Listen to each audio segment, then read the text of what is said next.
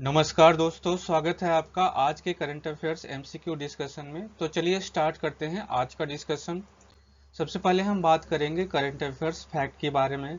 तो पहला जो फैक्ट है उसमें है कि आर्मेनिया ने भारत से $600 मिलियन मूल्य के हथियार खरीदे हैं, जिससे वह पिछले 4 वर्षों में भारतीय रक्षा उपकरणों का सबसे बड़ा खरीदार हो गया है। यानी कि भारत को सबसे ज्यादा हथियार जो है वो आर्मेनिया को बेचा जाता है।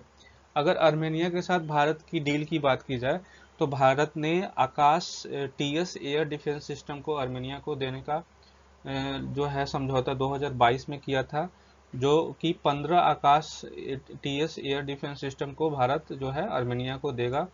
और उसके अलावा ये जो डील थी ये आपको 720 मिलियन का डील था। ये 720 मिलियन जो आकाश एयर सिस्टम था उसको देने के लिए। फिर पिनाका मल्टी बैरल रॉकेट जो है वो भारत देगा। Pinaka multi barrel rocket, anti tank missile जो है हॉवित्जर, जो कि जिसके लिए 2020 में जो है 2 मिलियन का पार्टनरशिप समझौता हुआ था। 2 मिलियन का पार्टनरशिप समझौता हुआ था भारत और आर्मेनियम के बीच में। तो ये पहली जो खबर थी वो आर्मेनिया के बारे में थी कि $600 मिलियन का जो है आर्मेनिया ने हथियार खरीदा है। और भारत जो है वो सबसे बड़ा आर्मेनिया का खरीदार बन गया है। यानी कि भारत का सबसे बड़ा खरीदार जो है आर्मेनिया बन गया है हथियारों का।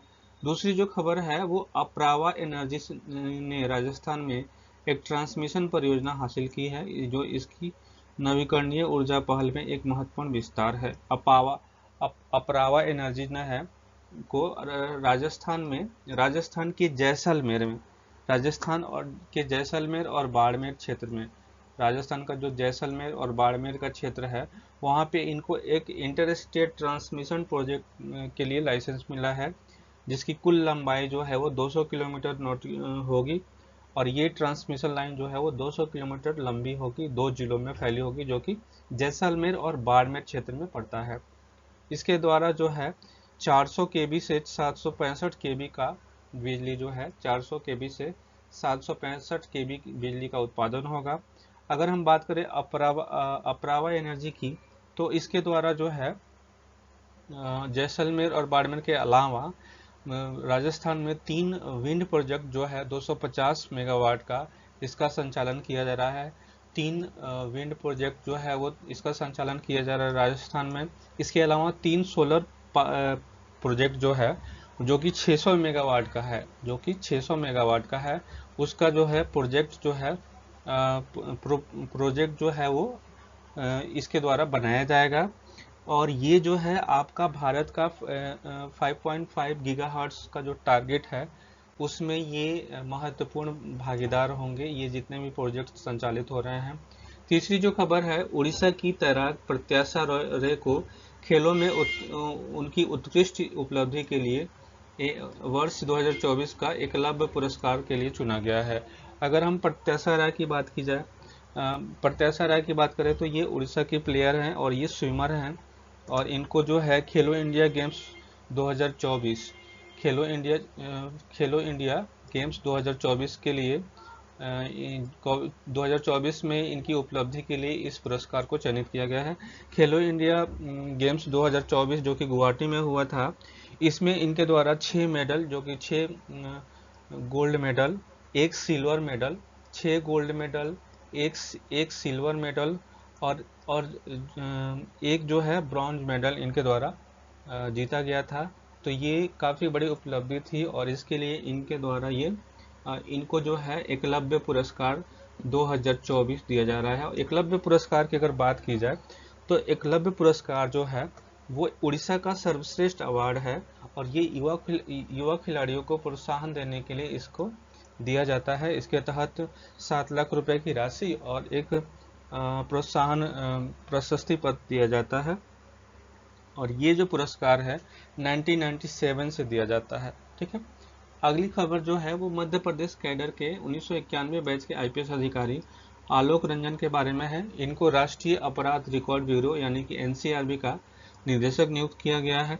और ये जो है आपको विवेक गोगिया का स्थान लेंगे, जो कि यूनियन टेरिटरी कैडर के अधिकारी थे। विवेक गोगिया, और ये आलोक रंजन जो है वो एनसीआरबी के डायरेक्टर के पद पे 30 जून 2026 तक बने रहेंगे, यानी कि इनकी नियुक्ति जो है वो 30 जून 2026 तक, इनके रिटायरमेंट तक ये इस पद पे बने रहेंगे। अगली खबर जो है वो फिल्म निर्माता विनोद चोपड़ा के बारे में है, सॉरी विनोद बच्चन के बारे में है। और विनोद बच्चन को जो है उद्योग और सांस्कृतिक कूटनीतिक में उनके योगदान के लिए ब्रिटेन की संसद हाउस ऑफ लॉर्ड्स में लीजेंड्स पुरस्कार से सम्मानित किया गया है।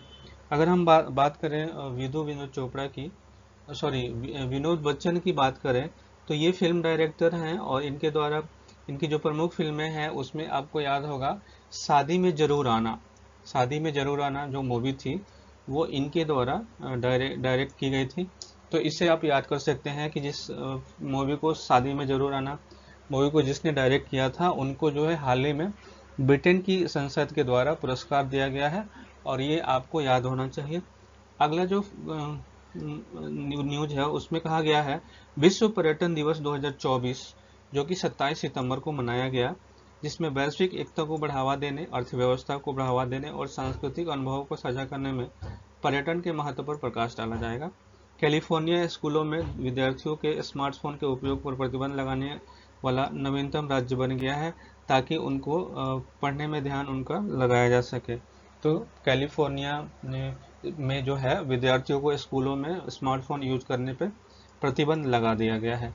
और 54वां राष्ट्रीय अंतर्राष्ट्रीय फिल्म महोत्सव 20 से 28 नवंबर तक गोवा में आयोजित होगा। अंतर्राष्ट्रीय फिल्म महोत्सव गोवा में आयोजित होगा और इसमें दुनिया भर के विविध फिल्में प्रदर्शित की जाएंगी। तो ये थी आज की फैक्ट। अब चलते हैं वन लाइनर के बारे में। तो जो पहला क्वेश्चन है, recently scientists have discover over 300 new नजका लाइन्स इन विच कंट्री। हाल ही में वैज्ञानिकों ने किस देश में 300 से अधिक नई नजका लाइन की खोज की है? इसका आंसर हो जाएगा पेरू। इसका आंसर जो हो जाएगा वो पेरू हो जाएगा। हाल ही में वैज्ञानिकों ने पेरू में नजका लाइन्स की खोज की है, 300 नजका लाइन्स की खोज की है। तो इसमें अगर अब बात की जाए नजका लाइन्स की, तो नजका लाइन्स क्या होता है? तो नजका लाइन जो होता है वो मानव द्वारा उकेरी गई बड़ी भू आकृतियों का एक समूह होता है। मानव द्वारा उकेरी गई बड़ी भू आकृतियों का एक समूह होता है और इसको जो है वो नजका कहा जाता है। साइंटिस्ट जो हैं उन्होंने 300 नजका लाइन्स जो हैं उनको पेरू में मिली हैं, और ये कहाँ मिला है याद रखिएगा, ये आपको नजका डेजर्ट में मिला है, यानी कि नजका रेगिस्तान, नजका रेगिस्तान में मिला है। तो अगर क्वेश्चन पूछा जाता है कि नजका रेगिस्तान हाल ही में न्यूज में कहा था किस देश में स्थित है, तो आपको ध्यान रखना चाहिए कि पेरू में स्थित है। पेरू में नजका रेगिस्तान स्थित है और नजका रेगिस्तान में नजका मिला था, 300 नजका मिला है, 300। और ये आपको जो लाइंस हैं वो आपको ह्यूमनॉइड फिगर, इसमें आपको कटे हुए सिर और 170 स्क्वायर मील में ये जो है फैला, जो खोज हुई है, जो 300 न्यू नजका मिले हैं, इसका जो टोटल डायमेंशन है वो 170 स्क्वायर मील में ये फैला हुआ है। इसमें आपको एनिमल, फिश, बर्ड, कैट और किलर वेल होल्डिंग ए नीफ, इस टाइप की मूर्तियाँ मिली हैं। नजका लाइन्स जो है वो लार्ज जियोफिन कर्व होता है जो कि एंशियंट सिविलाइजेशन से रिलेशन है, और ऐसे मानता है कि ये 200 ईस्वी पूर्व से लेके 500 ईसा तक के बीच का ये जो है जो यहाँ खोज हुई है उसका जो है आकार उस समय दिया गया था। These are made removable desert surface, और इसको जो है अगर बात की जाए तो ये 430 नजका लाइन्स जो है वो ऑलरेडी पहले मिल गई थी और इसमें 300 और जो है वो ऐड हुए हैं। जो डिस्कवरी है वो आपको रिमेनिंग शेप्स के बारे में बताती है कि वो कैसे डिटेक्शन किया जाएगा। नजका लाइन्स जो है वो पहली बार आपको 1920 में खोजा गया था, पहली बार इसको खोजा गया था। अगला क्वेश्चन है, recently a new specific of ग्लाइप्टोस्टाटिन कैट्सफिन जो है वो आपको एक्सोस्टोमा सेंटियोमा सेंटियोनेओ की खोज की गई है, तो ये आपको कहाँ की गई है, तो नागालैंड के किस नदी में की गई है, नागालैंड के किस नदी में की गई है, तो याद रखिएगा जुलेके नदी में इसकी खोज की गई है, जुलेके नदी में इसकी खोज की गई है, जुलेकी नदी में इसकी खोज की गई है, जुलेकी नदी में इसकी खोज की गई है। ये न्यू स्पेसीज जो है जिसका नाम है ग्लाइप्टो स्टेरिनी कैटफिश एक्सटोमा सेंटियोनोय जो है, ये आपको जुलेके नदी में इसकी खोज की है, और जुलेके नदी कहाँ है, तो नागालैंड में है।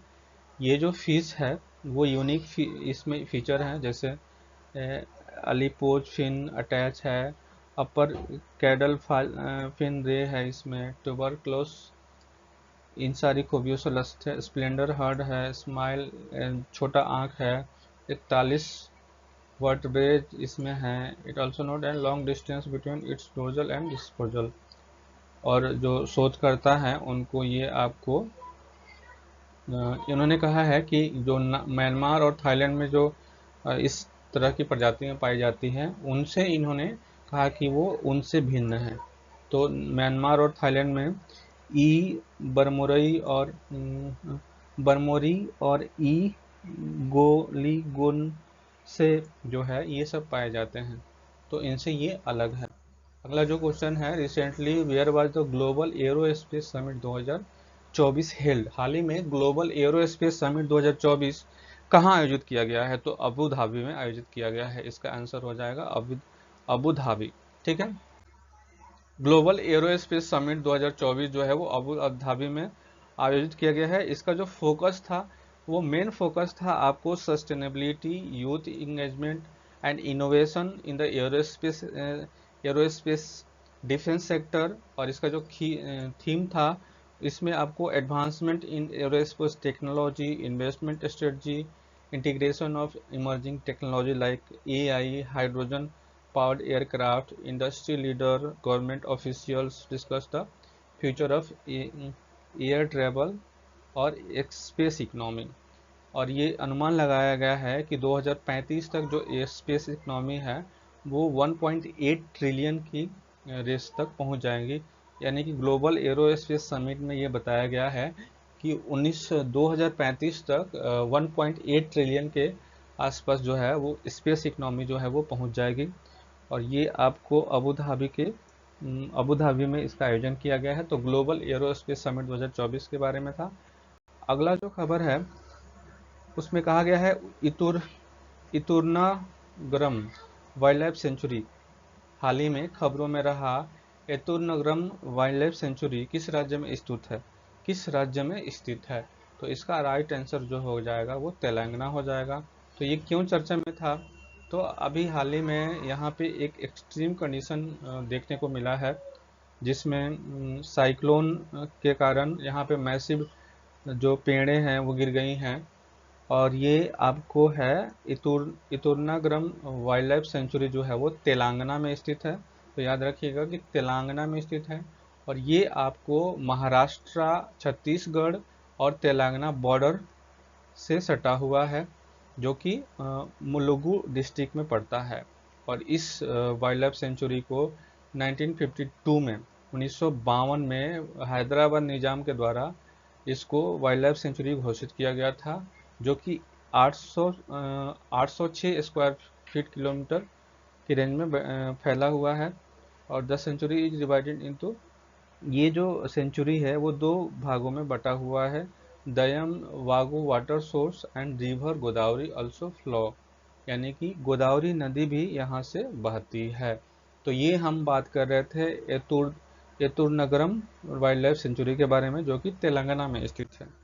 अब जो अगली खबर है, what is the theme of world maritime day 2024 observe on सितंबर 26, सितंबर 26 को मनाया जाने वाला विश्व समुद्री दिवस 2024 का विषय क्या है। ऑप्शन नंबर 1 कहता है MARPOL at 50 our commitment goes on, MARPOL पर हमारी प्रतिबद्धता जारी है। Navigating the future safety first, भविष्य की ओर बढ़ना, सुरक्षा सबसे पहले। तो ये इसका राइट आंसर हो जाएगा। इसका राइट आंसर हो जाएगा वर्ल्ड मैरीटाइम डे 2024 का थीम है navigating the future safety first, भविष्य की ओर बढ़ना, सुरक्षा सबसे पहले। Navigating the future safety first. World maritime day जो है वो आपको इंटरनेशनल मैरीटाइम ऑर्गेनाइजेशन के द्वारा ऑर्गेनाइज किया जाता है और ये आपको एनुअली सेलिब्रेट किया जाता है लास्ट थर्सडे ऑफ सितंबर।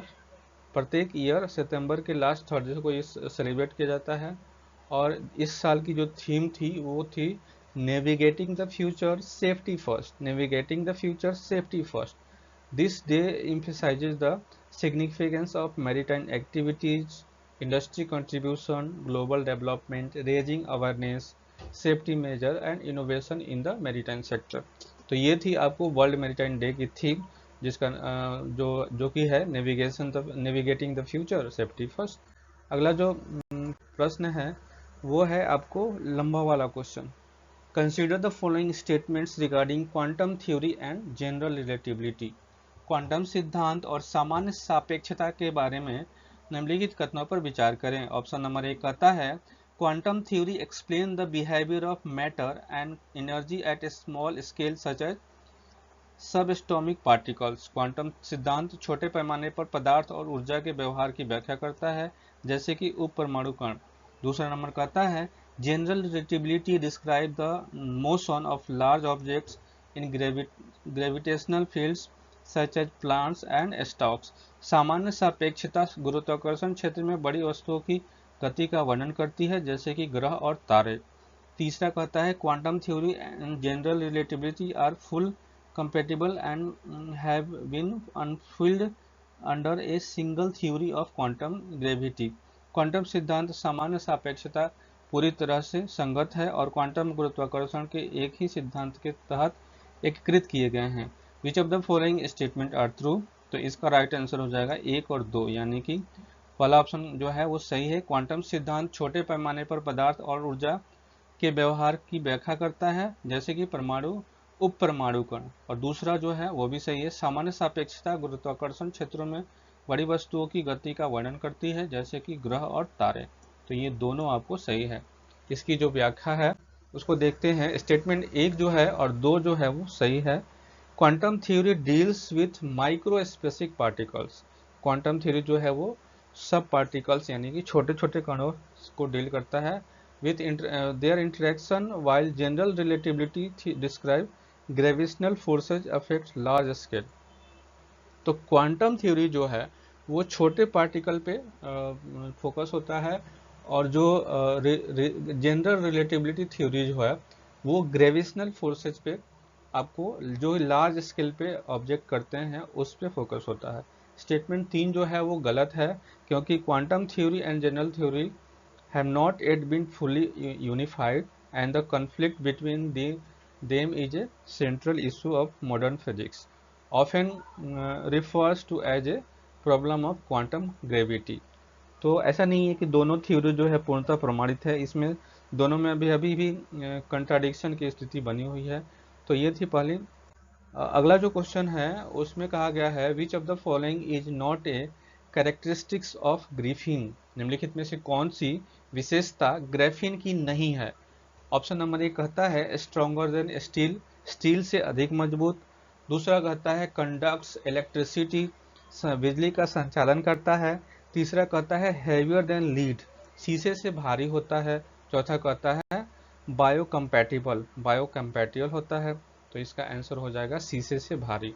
निम्नलिखित में से कौन सी विशेषता ग्राफीन की नहीं है। तो इसका हो जाएगा शीशे से भारी नहीं होती है। ग्राफीन जो है वो आपको लाइट मटेरियल है, यानी कि हल्का होता है।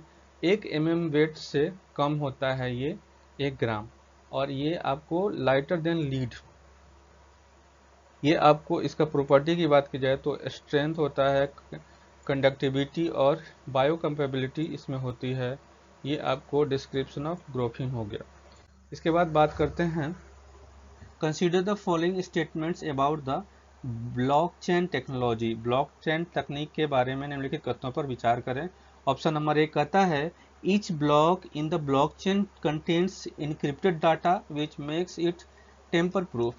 ब्लॉकचेन में प्रत्येक ब्लॉक में इनक्रिप्टेड डाटा होता है जो इसे छेड़छाड़ प्रूफ बनाता है। दूसरा कहता है blockchain operates and a decentralised network which means no single entity control the data. Blockchain एक विकेंद्रीकृत नेटवर्क पर संचालित होता है जिसका अर्थ है कि कोई भी एकल इकाई डाटा को नियंत्रित नहीं करती है। तीसरा कहता है smart contracts are used in blockchain to enable self-exciting contracts while automatically enforce agreement। Blockchain में स्मार्ट कॉन्ट्रैक्ट का उपयोग स्व निष्पादित अनुबंधों को सक्षम करने के लिए किया जाता है जो स्वचालित रूप से समझौते को लागू करता है। How many of the above are correct? तो इसका राइट आंसर हो जाएगा इसमें से कितने जो हैं वो गलत हैं। तो इसमें से कोई भी गलत नहीं है, यानी कि तीनों जो है वो आपको सही है। तीनों जो है वो आपको सही है। Statements, all its statements are correct. एक जो कहता है कि कोर फीचर, ब्लॉकचेन के टेक्नोलॉजी का कोर फीचर के बारे में बात करता है, where each block is encrypted and tamper proof. यानी कि जो सारे जो ब्लॉक होते हैं वो एक तो आपको टेम्पर प्रूफ होते हैं और ये आपको इनक्रिप्टेड होते हैं, यानी कि वो जो है एंड टू एंड इनक्रिप्टेड होते हैं। स्टेटमेंट 2 जो है उस कहता है कि decentralise nature of blockchain where control is distributed across a network. तो इसमें जो कंट्रोल होता है कुछ किसी एक के पास नहीं होता है, वो अलग अलग कंप्यूटर्स में डिवाइड होता है, यानी कि अलग अलग नोड्स में डिवाइड होता है। तो वो आप उसको ब्रेक करना थोड़ा बहुत मुश्किल होता है। तीसरा जो है हाईलाइट्स करता है कि role of smart contracts which are self-executive contracts embedded within the blockchain that enforce the terms of an agreement automatically। तो ये जो आपको तीसरा है कि ये रोल ऑफ स्मार्ट कॉन्ट्रैक्ट के बारे में बताया है और ये सेल्फ एग्जीक्यूटिव होता है कॉन्ट्रैक्ट्स। अब अगला जो खबर है उसमें कहा रहा है कि consider the following statements about the risk of financialization. वित्तीयकरण के जोखिमों के बारे में निम्नलिखित कथनों पर विचार करें। ऑप्शन नंबर 1 कहता है excessive financialisation can lead to inflated assets prices making markets vulnerable to clashes.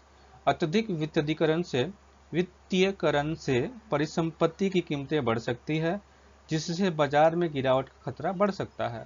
दूसरा कहता है financialisation tends to benefit wealthy individual more than lower income groups, contributing to economic inequality। वित्तीयकरण से निम्न आय वर्ग के लोगों की तुलना में धनी व्यक्तियों को अधिक लाभ होता है जिससे अधिक असमानता बढ़ती है। तीसरा कहता है increased financialisation generally decrease the overall डेब्ट लेवल इन एन इकोनॉमी। बढ़ा हुआ वित्तीयकरण आमतौर पर अर्थव्यवस्था में कुल ऋण स्तर को कम करता है। तो इसमें से कौन से सही हैं? तो 1 और 2 जो है वो सही है कि अत्यधिक वित्तीयकरण से परिसंपत्ति की कीमतें बढ़ जाती है जिससे बाजार में गिरावट का खतरा बढ़ जाता है। दूसरा कहता है कि वित्तीयकरण से निम्न आय वर्ग के लोगों की तुलना में धनी व्यक्तियों को अधिक लाभ होता है जिससे अधिक असमानता बढ़ जाती है, यानी कि आर्थिक असमानता इससे बढ़ती है। तो ये दोनों सही है और ये जो है आपको गलत है। इसकी व्याख्या देखते हैं। स्टेटमेंट 1 जो है वो सही है क्योंकि फाइनेंशियलाइजेशन जो है उससे आपको एसेट्स प्राइस बढ़ जाएगा, मेकिंग मार्केट्स प्रोन, मार्केट जो है वो आपको और ज़्यादा कॉम्पिटिटिव हो जाएगा और फाइनेंशियल बबल जो है वो आपको निकलेगा। स्टेटमेंट 2 जो है वो सही है। Financialisation tends to benefit the wealthy more leading to economic inequality. तो जब धनिक और धनिक होगा, गरीब और गरीब होगा तो असमानता बढ़ेगी। स्टेटमेंट 3 जो है वो गलत है क्योंकि financialisation can lead to increase डेप्ट लेवल। इससे क्या होगा कि डेप्ट लेवल बढ़ेगा, यानी कि जो ऋण है, यानी कि जो लोन लेने की क्षमता है लोगों की वो बढ़ेगा और इससे जो है आपको डेप्ट रिडक्शन नहीं कम होगा, नॉट ए रिडक्शन इन डेप्ट, तो उसमें लायबिलिटी कम नहीं होगी। ठीक है, तो ये था। इसके बाद अगला जो क्वेश्चन है, consider the following statements regarding graphene graphene के बारे में निम्नलिखित कथनों पर विचार करें। पहला ऑप्शन कहता है कि graphene is made of pure carbon like graphite but with a different structure. Graphene graphite की तरह शुद्ध कार्बन से बना है, लेकिन इसकी संरचना अलग होती है। दूसरा कहता है it has the potential to revolutionise the electronics and aerospace industry. इसमें इलेक्ट्रॉनिक्स और एरोस्पेस उद्योग में क्रांति लाने की क्षमता है। तीसरा कहता है graphenes are neutral magnetic properties that made it ideal for magnetic storage. Graphene में प्राकृतिक चुंबकीय गुण होते हैं जो इसे चुंबकीय भंडारण उपकरणों के लिए आदर्श बनाते हैं। उपयुक्त में से कौन सा सही है? तो 1 और 2 जो है वो आपको सही है, यानी कि ग्राफीन ग्रेफाइट की तरह शुद्ध कार्बन से बना होता है, लेकिन इसकी संरचना अलग होती है, तो ये भी सही है। इसमें इलेक्ट्रॉनिक्स और एरोस्पेस उद्योग में क्रांति लाने की क्षमता है, तो ये भी सही है। और 3 जो है वो गलत हो जाएगा, 3 जो है वो आपको गलत हो जाएगा। इसकी व्याख्या देखते हैं। स्टेटमेंट 1 जो है वो सही है। Graphene is made of pure carbon, जो कि ग्राफाइट भी प्योर कार्बन से बनता है, बट इसका स्ट्रक्चर जो है वो अलग होता है। ए 1 atom thick layer of carbon atom इसमें पाया जाता है। स्टेटमेंट 2 जो है वो सही है, because graphenes property high strength conductivity flexibility जो है इसको और ज़्यादा इलेक्ट्रॉनिक्स और एरोस्पेस उद्योग के लिए जो है यूजेबल बनाती है। स्टेटमेंट 3 जो है वो गलत है। Graphene does not have neutral magnetic properties, यानी कि इसके पास न्यूट्रल मैग्नेटिक प्रॉपर्टी नहीं है। तो ये थी आज की डिस्कशन। मिलते हैं अगले डिस्कशन में। तब तक के लिए हमसे जुड़ने के लिए आप चैनल को जरूर सब्सक्राइब करिए। धन्यवाद।